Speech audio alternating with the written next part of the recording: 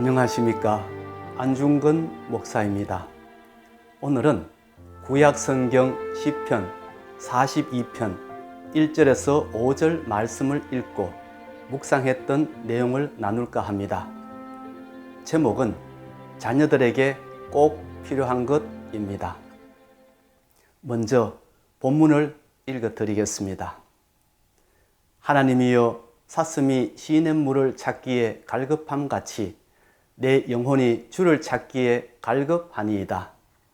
내 영혼이 하나님 곧 살아계시는 하나님을 갈망하나니 내가 어느 때에 나아가서 하나님의 얼굴을 배울까? 사람들이 종일 내게 하는 말이 네 하나님이 어디 있느뇨 하오니 내 눈물이 주야로 내 음식이 되었도다.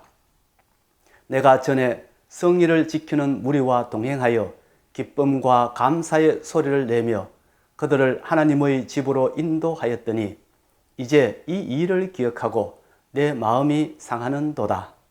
내 영혼아, 네가 어찌하여 낙심하며 어찌하여 내 속에서 불안해하는가? 너는 하나님께 소망을 두라. 그가 나타나 도우심으로 말미암아 내가 여전히 찬송하리로다. 여러분, 혹시 이런 생각을 해 보신 적이 있으십니까? 나는 누구일까? 내가 다른 사람과 구별되는 것이 있다면 그것이 무엇일까? 무엇이 나를 나되게 하는 것일까? 이런 생각을 해 보신 적 있으세요? 물론 우리의 얼굴일 수도 있습니다. 얼굴이 나를 다른 사람과 구별해 줄 수 있습니다.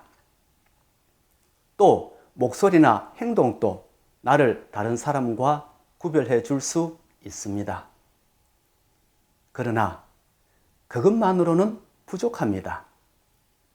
왜냐하면 이런 것은 얼마든지 바꿀 수 있으니까요.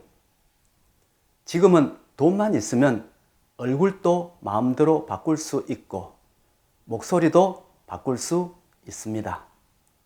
그것만 가지고는 부족합니다. 그러면 그 외 다른 것은 없을까요? 있습니다. 하나는 내 머릿속에 있는 기억이고 다른 하나는 내 몸속에 있는 면역입니다. 둘 다 우리 눈에 보이지 않습니다. 그러나 둘 다 내 안에서 나를 다른 사람과 구별시켜 주고 있습니다. 나의 기억은 나 혼자만 갖고 있습니다. 아무리 쌍둥이로 태어나 한 가정에서 자랐다 할지라도 기억은 서로 다릅니다. 왜냐하면 배우는 것이 다르고 보고 느끼는 것이 다르고 생각하는 것이 다르기 때문입니다. 내 몸속에 있는 면역도 나 혼자만 갖고 있습니다. 우리가 살아가는 이 세상에는 다양한 바이러스와 세균이 있습니다. 이런 바이러스와 세균이 우리 몸에 침투해 들어와 병을 일으킵니다.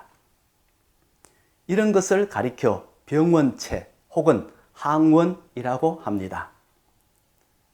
우리 몸에는 이러한 병원체나 항원으로부터 우리 몸을 보호하는 시스템이 있는데 이것을 면역체계라고 합니다.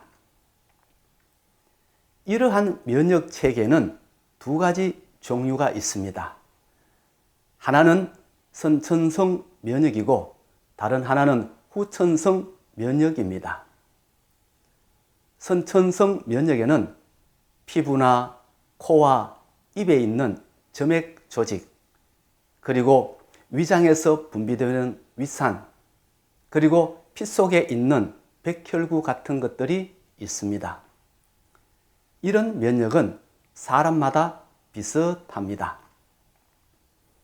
그러나 후천성 면역은 사람마다 다릅니다.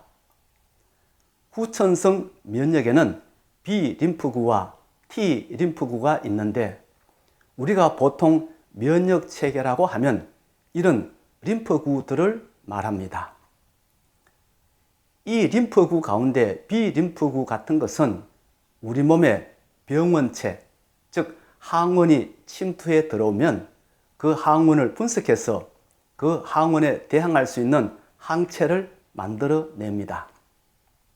그래서 우리 몸에 침입한 병원체나 항원을 물리치고 건강을 회복시킵니다. 그런데 재미있는 것은 비림프구가 그 병원체나 항원을 물리치고 난 다음에는 그 병원체나 항원에 대한 모든 정보를 다 기억하고 있다는 점입니다.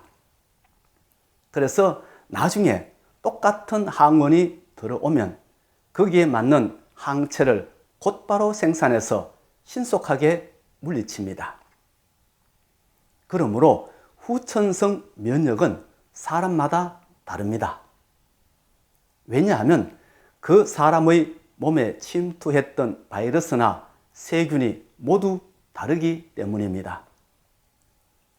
한평생 살아오면서 얼마나 다양한 바이러스와 세균을 만났겠습니까? 얼마나 다양한 질병을 알았겠습니까?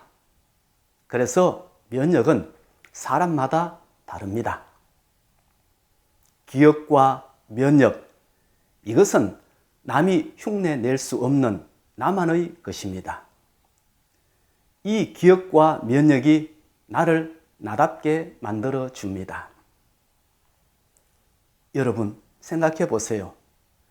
우리가 수술 받을 때 전신 마취를 하면 마치 죽은 사람처럼 됩니다. 그런데 수술 후에 깨어나면 다시 이전의 내 모습으로 돌아옵니다. 말투도 똑같고 생각하는 것도 똑같고 행동하는 것도 똑같습니다. 이렇게 정상인으로 돌아올 수 있는 이유는 기억이 살아있기 때문입니다. 만약 기억이 모조리 지워져 버린다면 이전의 나로 다시 돌아올 수 없습니다. 얼굴도 어제 그 얼굴이고 몸도 어제 그 몸이지만 생각하고 판단하고 행동하는 것은 어제의 내가 아닙니다. 전혀 새로운 사람이 되어 버립니다. 가족도 알아보지 못하고 간단한 덧셈과 뺄셈도 하지 못합니다. 마치 외계에서 온 사람처럼 모든 것이 낯설어 보입니다. 우리가 사용하는 컴퓨터만 봐도 그렇습니다. 오늘 작업하던 것을 저장해 놓고 퇴근한 후 다음날 다시 컴퓨터를 켜면 어제 작업하던 것이 그대로 살아납니다. 어떻게 해서 그렇게 됩니까? 그 이유는 SSD나 HDD 같은 저장 장치에 이전의 정보를 모두 저장해 놓았기 때문입니다. 그러나 컴퓨터가 바이러스에 감염되어 저장 장치에 손상이 되면 어제의 컴퓨터로 돌아갈 수 없습니다. 우리가 작업하던 모든 것이 순식간에 다 날아가 버립니다. 그동안 수고했던 것이 흔적도 없이 사라집니다. 안타깝지만 더 이상 내가 쓰던 컴퓨터가 아닙니다. 기억이 아무것도 아닌 것처럼 보여도 사실은 나를 구성하고 있는 핵심 요소입니다. 이 기억이 보존되느냐 아니면 삭제되느냐에 따라 이전의 나로 돌아갈 수도 있고 전혀 새로운 내가 될 수도 있습니다. 그래서 기억이 그 사람을 만든다고 할 수 있습니다. 예를 들어 어떤 집이 한 채 있다고 합시다. 부동산 중개업자는 이 집을 볼 때 이 집이 얼마짜리 집인지 매매가 성사되면 수수료는 얼마나 떨어질지 그런 것을 생각합니다. 왜냐하면 부동산 중개업자의 기억 속에는 부동산 중개를 통해 돈을 벌었던 기억이 있기 때문입니다. 그러나 화가는 그렇지 않습니다. 이 집은 지붕을 빨간색으로 칠하고 벽은 흰색으로 칠하고 정원에는 장미를 심으면 아름답겠다고 생각합니다. 왜냐하면 화가의 기억 속에는 집을 아름답게 그렸던 기억이 있기 때문입니다. 이와 같이 사람이 어떤 기억을 가지고 살아가느냐에 따라 생각하는 것과 행동하는 것이 전혀 달라집니다. 그러므로 기억이 바뀌면 인생이 바뀌게 되어 있습니다. 성경이 우리에게 하나님을 잊지 말고 기억하라고 말씀하셨던 이유도 여기에 있습니다. 우리가 날마다 하나님의 말씀을 읽고 묵상할 때 우리의 기억 속에는 하나님의 말씀으로 가득 차게 됩니다.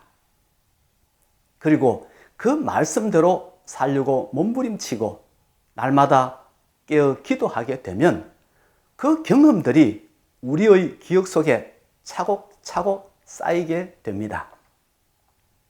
그렇게 우리의 기억이 하나님의 말씀과 기도로 가득 찰 때 무슨 일을 만나도 신앙의 관점에서 보게 되고 어떤 행동을 하더라도 신앙의 관점에서 행동하게 됩니다.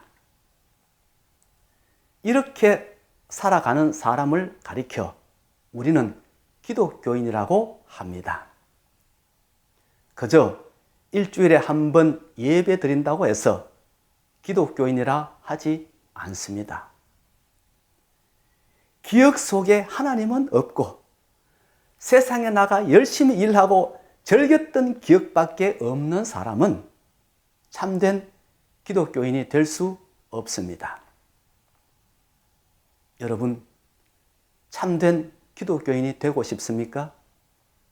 그렇다면 우리의 기억 속에 하나님의 말씀을 읽고 묵상했던 기억으로 채워야 하고 그 말씀이 역사가 되어 우리의 삶을 변화시켰던 경험으로 채워야 하고 그 하나님께 감사의 기도와 기쁨의 찬송을 올려드렸던 그런 기억으로 채워야 합니다. 그렇게 할 때 우리는 참된 기독교인이 될 수 있습니다. 여러분, 이런 좋은 경험과 기억을 우리만 가지고 살아갔어야 되겠습니까? 우리만 하나님께서 기뻐하시는 신앙인으로 살아갔어야 되겠습니까? 우리 자녀들에게도 이런 경험과 기억을 물려줌으로써 하나님과 동행하는 자녀가 되도록 해야 하지 않겠습니까? 그렇게 하려면 그들의 기억 속에 하나님에 대한 신앙으로 가득 채워야 합니다. 말씀을 배웠던 기억, 그 말씀대로 살려고 몸부림쳤던 기억, 돈 몇 푼보다 신앙을 지키기 위해 눈물을 흘렸던 기억으로 채워야 합니다. 그렇게 하면 부모 곁을 떠나서도 바른 신앙을 하게 되어 있습니다. 그런데 어떤 부모님들은 주일이 되면 예배 드리러 가는 아이를 불러 세워놓고 이렇게 말합니다. 누구누구야, 오늘은 집에서 공부하는 것이 어때? 중간고사 기간인데 하루 정도는 빠져도 괜찮아. 신앙생활은 대학에 가서 해도 돼. 그런 아이들의 기억 속에 예배란 시간이 남아 돌 때 놀기 삼아 가는 것이고 하나님은 대충 믿어도 된다는 기억만 남게 됩니다. 그런가 하면 어떤 부모님들은 아이들이 예배 시간에 돌아다니고 떠들어도 그냥 내버려 두는 부모님들이 있습니다. 그런 아이들은 나이가 들어도 경건한 예배를 드리지 못합니다. 다리를 꼬아서 앉거나 옆 사람과 잡담을 하거나 눈을 감고 졸거나 딴 생각을 합니다. 왜냐하면 교회란 그런 곳이라는 기억밖에 없기 때문입니다. 그런 아이들은 나중에 사회생활을 하다가 슬럼프에 빠지면 헤쳐나오지 못합니다. 그대로 무너지고 맙니다. 왜냐하면 자신의 문제를 붙들고 기도했던 기억이 없기 때문입니다. 하나님의 때를 기다리며 눈물로 씨를 뿌렸던 기억이 없기 때문입니다. 하나님에 대한 기억이 별로 없는 사람들은 주일 예배도 쉽게 빠집니다. 성경 공부도 대수롭지 않게 생각합니다. 왜냐하면 지금까지 주일을 지키기 위해 손해보고 욕먹고 눈물을 흘려본 기억이 없거든요. 그런데 오늘 본문 말씀을 보세요. 시인은 절망 가운데서도 이렇게 노래합니다. 하나님이여 사슴이 시냇물을 찾기에 갈급함 같이 내 영혼이 주를 찾기에 갈급하니이다. 시인은 인생의 험한 바다에서 풍파를 만났습니다. 주변 사람들은 도와주기는커녕 오히려 비웃고 있습니다.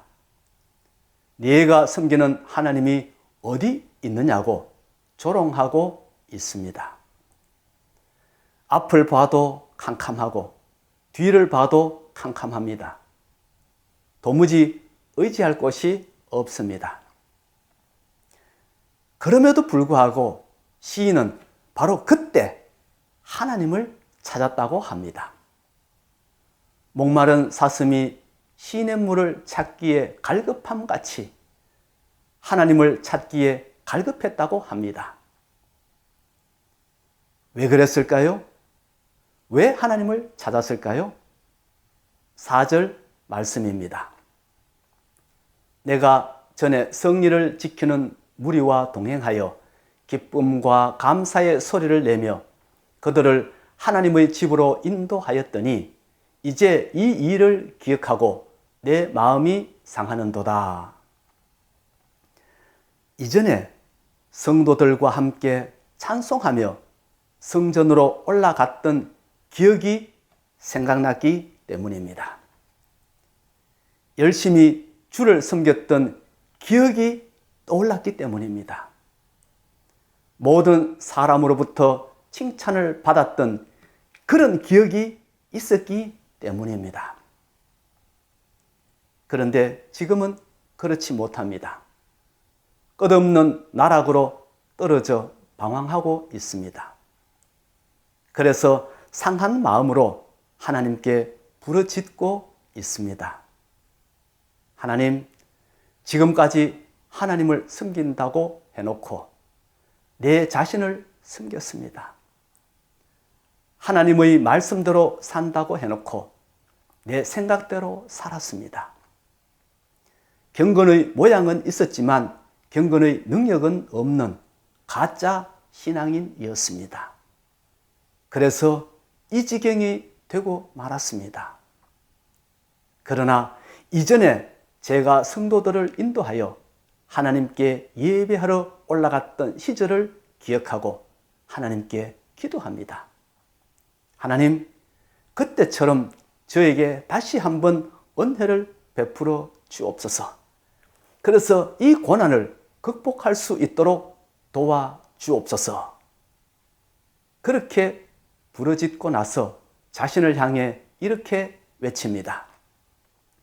내 영혼아, 내가 어찌하여 낙심하며 어찌하여 내 속에서 불안해하는가? 너는 하나님께 소망을 두라. 그가 나타나 도우심으로 말미암아 내가 여전히 찬송하리로다. 시인은 절망적인 순간에 이전에 나를 인도하셨던 그 하나님, 나에게 지혜를 주시고 용기를 주시고 힘을 주셨던 그 하나님을 기억하고 하나님께 매달렸습니다. 그 하나님이 나와 함께 하시면 이 시련을 이길 수 있다는 믿음으로 흔들리는 자신을 다잡았습니다. 만약 시인에게 하나님과 동행했던 기억이 없었다면 그대로 쓰러졌을 것입니다. 그러나 이전에 자기를 인도하셨던 하나님에 대한 기억이 너무나 분명하였기 때문에 그 하나님께 나아가 도움을 요청할 수 있었습니다.